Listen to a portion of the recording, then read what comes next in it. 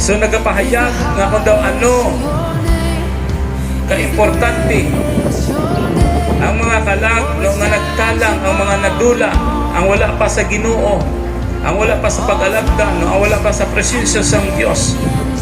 So sa kamatayon ni Kristo Jesus, so gipakita no, nga bisan okay ang mga unbeliever no, wala ini siya okay nga gindumilian no, nga makabaton okay sang kaluwasan. Kita mo before napatay si Jesus may mga believers na gid man siya, may mga gitutunan na, may mga disciples, so may ara na okay mga apostles, mga pinadala. At the same time okay ara may mga prophet naman at the time. Pero hindi lang okay sa sining ng mga tumuluon ni Kristo.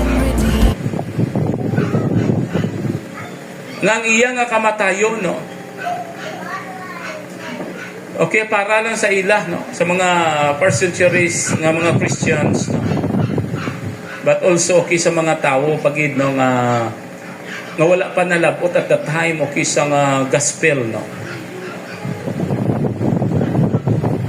Amoy ni siya ang extension okay sa pagigugma sang Dios.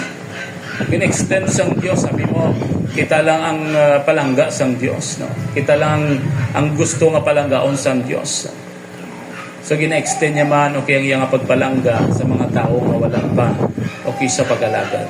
Sa mga tao nga wala pa sa ilaya